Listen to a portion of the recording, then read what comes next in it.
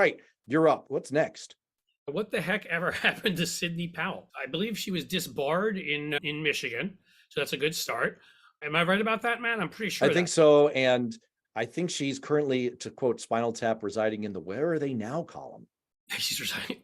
Or also, if we want to stick with Spinal Tap, she was a Spinal Tap drummer, and she's residing in the weird gardening accident having taken her out, or bizarre gardening accident, I believe it was.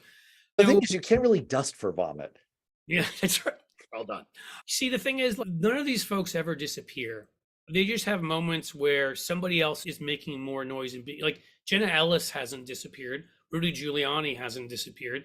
Now, I know the Smartmatic lawsuit held Sydney Powell responsible too, if I am correct. So we may hear her name again soon if she is held financially liable for the lies she told about them. But she hasn't left. There's an old joke that I make. Some of you on this who watch this channel may know that about a dozen more years ago, 15 years, wow, something like that, I debated Cleta Mitchell, ripped her apart on MSNBC because she was lying about everything. And she came back as the NRA's lawyer before the Russia scandal with the NRA. And then she came back as Trump's lawyer. And now she's doing this anti-election stuff across the country. She worked with Tom DeLay. There are these Forrest Gump-like figures that will, Roger Stone, right, who attach themselves to whoever the most corrupt current Republican is. Sydney Powell, I don't think she's fully going anywhere unless it's prison. You just put out a video pointing out that to understand the existence of Chris Christie, just follow the money. And what he's doing in his current presidential campaign is he's trying out for his next gravy train role. And Sydney Powell will, I don't know what she's doing at this moment. She actually just beat an ethics probe in Texas last month, but it almost doesn't matter what she's doing right now. We know when she'll be back the next time, next time OAN has a contributor spot. M1Z Mac. Maybe I'm just losing my mind. Is that Ms. Mac? Maybe.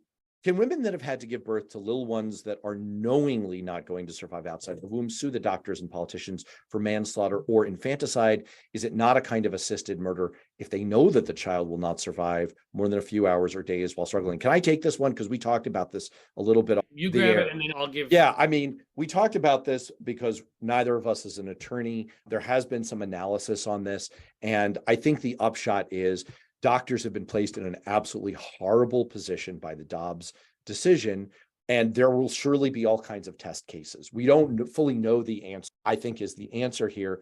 We do know that doctors are now exposed to state laws that limit the kind of care they can give. And if they choose to give care to women to safeguard their health or their well-being or their life, they could be liable to criminal action by the state. Doctor's licenses, they have to think about going to prison. But if they follow the state law, they could then be open to malpractice. They could be open to civil litigation. I don't think that there is a clear-cut legal answer, except to say we are going to find out, and in very painful ways, in the years ahead. I'll give an example too, and I don't know the doctor's name, but sadly, there's a doctor who's being all but crucified. They are doing everything they can. Of course, they made her name public so that she'd get death threats and all this kind of stuff in Indiana, because she is the one who performed the abortion for the 10-year-old who became infamous, and not the name, thankfully, who was raped here in Ohio. And Ohio passed this stringent law that then got a legal stay. So there's a stay right now, but there wasn't when they first passed it right after Dobbs. And so this 10-year-old who was a victim of rape and had to go to Indiana, because at that moment, Indiana had not made abortion illegal. So this doctor, Matt, actually followed the law. She didn't break the law. She followed the law all the time. And they're still now trying to find things that she did and investigating her, because they know that will create a chilling effect, even in states where it's legal. If you look at the states that had ballot measures and other items, like after Dobbs, there were certain states that had laws in their constitutions that included abortion rights as privacy. Kentucky was one of them. They tried to purposely undo that and make abortion illegal, and they lost all their attempts against abortion, which was good to see. And even in red Kentucky, lost by 54%. But there are other states, Wisconsin was one of them, that had an old anti-abortion law on the books. And that's why electing that judge there was so important, because they're going to overturn that law, I would surmise. What my point to you is that what getting rid of Roe did is it threw it back, because they didn't ban abortion in all 50 states. They just said Roe is no longer applicable. It's no longer in the Constitution, is that each state has its own set of laws. And so sadly, I think we're in a situation where it depends what law you're in. All right, you're up. Mary. Why can't New York voters just have a recall vote on George Santos or whatever his name is? Good point. He's a man of many names. I think some states have that option. Can New York do the same? Please say yes. I will throw that to you, Matt, as I'm sure you know the answer here. From Mary Hewitt, the answer is. Oh, I'm sorry, Matt. I'm sorry, Mary. No, unfortunately, 40 states do have recall laws in state and local elections. There is no federal recall law. The only recourse is chambers, both chambers of Congress, respectively, can choose not to seat elected members. That has happened. They can also expel members, but expelling members has only happened 5 times since the Civil War. The most recent time was actually when I was a staffer in Congress, Jim Traficant. Really? So he got expelled after federal indictment. But yeah, it's politics now. It's the real problem, just like with everything else, Matt. Yeah. You could argue over Marjorie Taylor Greene's Jewish lasers and say, okay, she claimed she didn't really believe it, which I don't believe for a second. But Santos has now been indicted. There's for numerous and found guilty in another country of committing crimes, where he's now pled guilty, Brazil. So the truth of the matter is that he would be expelled if we had a normal working Congress. But we have Kevin McCarthy, the weakest, wimpiest, most flaccid speaker of all time. It took him 15 votes to get elected. Hadn't happened in 100+ years. So he needs every vote. And one Republican, I think it's Chris Stewart of Utah, because of his wife's health, just stepped down. So he's got only a 4-vote majority now. And he would rather keep there an admitted, because he pled guilty in Brazil, an admitted international criminal in the House, and a guy who's now also been indicted in the United States of America on numerous counts. He would rather keep that person there than lose a vote. So if you have an international man of mystery and a criminal, it's like Austin Powers and Dr. Evil had a love child, and it's George Santos. So you're an international criminal man of mystery. International criminal of mystery. The answer that Matt gave, that's the important one, is if Santos, I don't know what the laws in the state of New York are, but if they do not, but there's no federal law. If he was right, if he was a state legislator or an attorney general in a state that had recall, it would be for only state positions, not federal positions. And he's in a federal position. So sadly, no. All right. Since our lightning round is more like a molasses round, we've got 3. I'm going to hit you. Richard C. asks, how does a middle-class worker vote Republican, knowing all that Republicans/conservatives stand against workers' rights? How? Okay, good. So I can do lightning round this. Propaganda. Fox News, talk radio, all these places that tell them Democrats aren't really hurting you and you should be scared of Democrats and Democrats are grooming your kids, and all the other things that Republicans say that are not true, and where they pretend that they care about working class people, which they clearly don't, because they vote against keeping insulin cheap and vote against the minimum wage and everything else. And I'm done. It's that simple. It's that they've gotten people to vote more on their hate than on their best interests. Go ahead. Yeah, what is the matter with Kansas? All right, you're up. Oh, and you've got the best name on this one. I love it. Ecstatic Kitten? Ecstatic Kitten. She's awesome. I think I shouldn't say she. I don't know it's a she. Ecstatic Kitten has been here a lot, though, and very involved. And thank you, Ecstatic Kitten. Yes, best name on the whole site. I think we have to say that. Okay, is it possible that if Trump is elected in 2024, hopefully not, yes, and he's in prison by then, can he still serve as POTUS? And he can. Sadly, the answer is yes. And as a matter of fact, we addressed this in the MAGA panic video from yesterday. Check it out. We have a Republican nut job felling, to use some Yiddish, gloating over it. None of this matters because he can be elected and then he can pardon himself from prison. Sadly true. Folks, vote Democrat in 24.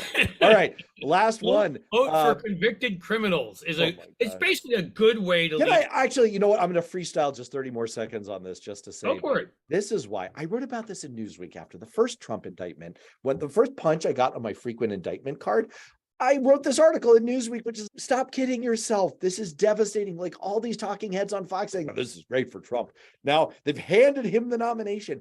No, this is not good. Okay. And just ask yourself this question. How, from these multiple indictments, how is Trump gaining votes? Donald Trump lost by 7 million freaking votes. He is not gaining votes from all of this. Yes, he's in a stronger position in the Republican nomination, according to polling, that has as much to do with Ron DeSantis being an awful candidate as it has to do with Donald Trump being a good one. None of this is good for Trump. None of this is good for Trump. Also, human nature, again, the cult part, I'll just say very quickly, is your core, the people that love you and believe you and think anything you say is true. It will harden their resolve. So maybe they'll say, now I like Trump even that much more. That's that core 20% or 30%, whatever it is. But for everybody else, even the Republicans who now Trump is an embarrassment, and there's a big number, a growing number of them. Again, this does not help you. It's hilarious to see Republicans put out these things where they're like, I talked to my Republican friend the other day. I love when people do that stuff in a hip coffee shop. Remember, there's a kid that always made that up in coffee shops, liberals talking about voting for Trump. And he was like, I saw this friend of mine in a coffee shop and he said, I hated Trump, but now that the liberals went after him, I love him. No, you'll get that among core Trump supporters. But for the people that already were off the Trump wagon, whether they ever voted for him or not, and a bunch of them did, and some in 2020, this will just add to that much more of he's embarrassed, he's an embarrassment, I can't support him. And again, as Matt said, you ask yourself that question. Where does one new vote come from? Where does one person come from? I suppose maybe some people turn 18 and a certain percent of them are right wing. So we may get a few new votes there, but I hate to tell them that of people turning 18, about 80% of them oppose Trump. So net, not good. Fun fact, by the way, socialist candidate Eugene Debs 100 years ago got 3% of the vote from prison. And so, yeah, it can happen. All right, final one. Anna, I want to pronounce your last name correctly. Vizard says, I may sound jaded, but I must ask, will a Trump conviction matter? We just anticipated this question, fortunately. And I think we both agree it will matter. It will matter. Now, will it matter as much as it should in a sane world? No. Anna, you're right. You're not jaded. You're right to be suspicious, to call back to Austin Powers again. Like, of course you're right. It should be dispositive. It should be the end of the road. But I would say quickly, it will and it won't matter. It will matter in this election. It will matter in further tarnishing and hurting the Republican Party's brand, which is already in the toilet, particularly for younger generations. So are classified secrets. Yeah, for that too. That's right. For the chandelier shitter, there will be fewer secrets hidden in that room because he'll have a shitter in a little jail cell. The problem is, of course, is it will not matter when it comes to the fact that there still are certain states that are so red that it will be very, in Wyoming and in Alabama, it's still going to be very difficult to elect Democrats. And it won't matter among his core people who will still be hardened Trump supporters. And sadly, there will probably be hopefully just a few incidents of violence, but to believe that no violence will result of this, I think is naive. So it will matter and it won't matter. The hope is still we reelect Joe Biden in an absolutely enormous landslide. Don't just lose the Senate when we actually have a very tough Senate map, but gain Senate seats, take back the House, and get ourselves into a position where we can eliminate the filibuster and make the kinds of reforms that we need if we want to rebalance the equilibrium of our democracy. Right. And I'll just add that in 1958, the sociologist Leon Festinger wrote a book, When Prophecies Fail, about a cult that believed that the world was going to end. And when the world didn't end on the appointed date, they were interviewed by the sociologists on the team. And it turns out that they had doubled down on their beliefs. The same thing is going to happen here in the Trump cult. If Trump indeed goes to prison, expect that his followers are going to become only more ardent in carrying a torch for this insane criminal loser. That's the bad news. The good news is, Cliff, you're right. The rest of us in the normie world can continue to work and can make sure that's a small segment of society. And support a good government, a public square, all the things that our Lockean contract were based on. And I'm sorry I was smiling and laughing during your whole thing there, but all I could think about was that Saturday Night Live skit where they had what was the name of the cult that thought the Hale-Bopp comet was going to take them up.